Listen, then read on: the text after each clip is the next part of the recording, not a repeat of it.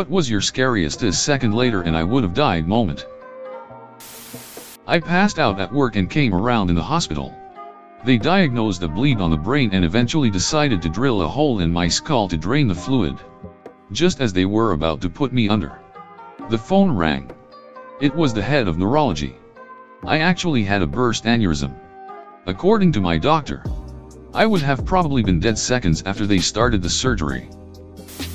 I was working on a pipe crew in 1998.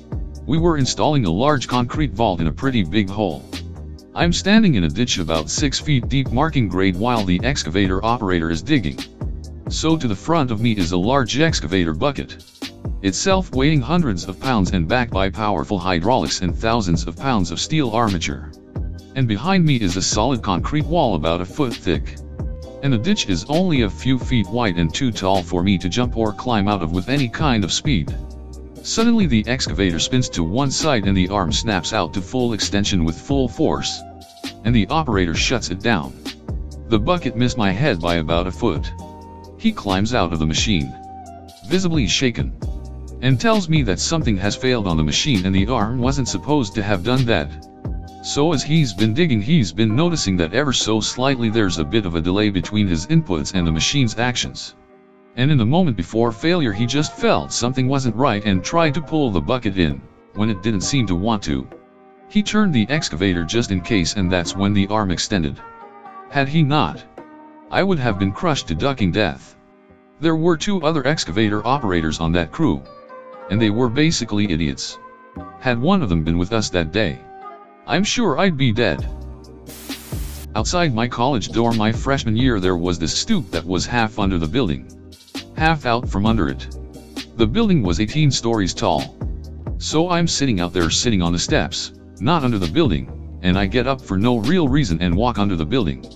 As soon as I get under the building, a huge sheet of glass falls right where I was sitting.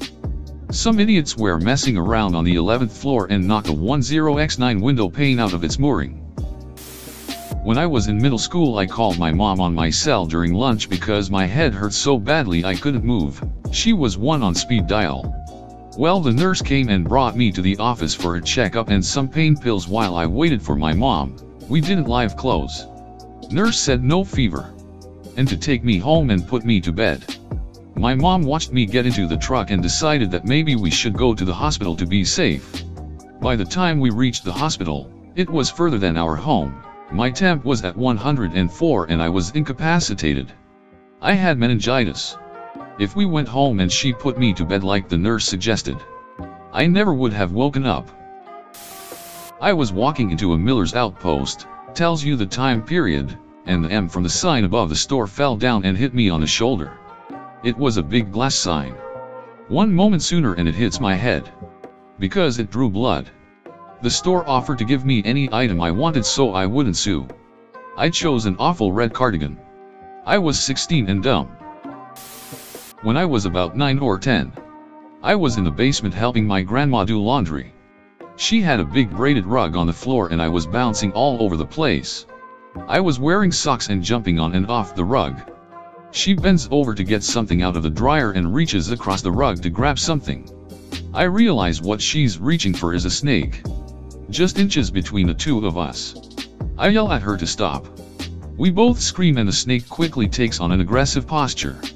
I run outside and grab a broom and my grandma starts beating the poor thing to death with it.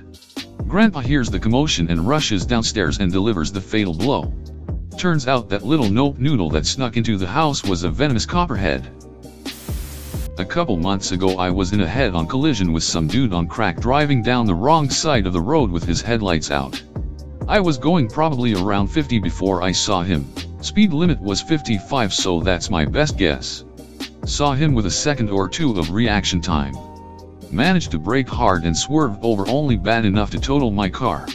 But I still walked away with nothing more than a sore neck.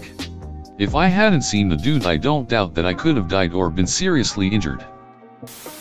When I was in junior high I was carpooling with another kid and her mom. For a reason I can't fathom she decided to race a transit train hoping to get across the tracks before the train stopped traffic. She gunned the car. I was in the back seat screaming no. She hit the train. Because I was in the back seat, I was injured the least. I had a pointy piece of metal pierced through my jeans and flesh until it hit bone. Had she been a second faster, the train would have hit us broadside and killed us all. Went to a corner store for a drink. Literally 2 minutes after I left, someone robbed it and shot the cashier and another person in the store. I cannot confirm whether this would have been death, however it would have changed my and my parents' life like death. I was about 6 or 7 and I went along with my mum to go train the new puppy we had. The training ground was quite far away from home, and I remember that it was a big field surrounded by a forest and a motorway on the side of it. I was told to stay in the car and play on my Game Boy, back when they were a thing, lol. After an hour or so I got bored and I went to have a look at where my mom was with our puppy. The car park was a little while from the training ground, but I decided to walk towards her anyway. In the meantime, an older man, 30ish, starts talking to me, and the naive little boy I talk back, regardless of all the times my mom told me to not talk to strangers. He convinced me I was going the wrong way and told me he would take me to my mom and puppy has. We ended up by the motorway side and we were about to walk down the bank to the side of the motorway where his car was parked. As I am about to disappear down the bank, I hear the loudest scream of my name from my mom. I look back and feel the grip of the man tighten on my hand, but I was just in time to get my hand out of his grip and run towards my mother. My mum runs past me to see where this guy is, but he had just got into his car and drove off. To this day I still imagine about the what if scenario and how close I was to being kidnapped and potentially killed. My dad and I were driving down the road after heavy rainfall in Vermont. He is driving, and I am fiddling with the radio. I hear a very loud crack, and before I can ask my dad what it was, out of the corner of my eye I see movement. An entire tree was falling on the road, due to the heavy rainfall. The dirt was too wet to keep some trees in place. My dad stood on his brake, cartoon style, and we slid nearly right into the tree. I heard a pop before we fully stopped, and when we lurched back to 0 miles per hour, we were both breathing hard.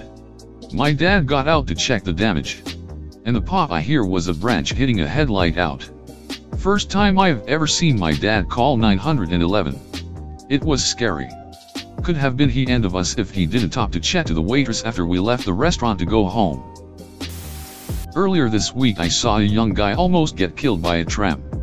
He wasn't listening to music or anything, but it was early in the AM and he barely caught it out of the corner of his eye. The first thing he did was a textbook Wilhelm scream, and then he noticed me looking and said, "Well, I'm ducking awake now." It passed probably 2 centimeters in front of his nose. My family and I were driving down the highway when we see a stopped SUV in the middle of the highway with a family of 6 inside, and the car in front of us didn't get out of the way until the last second.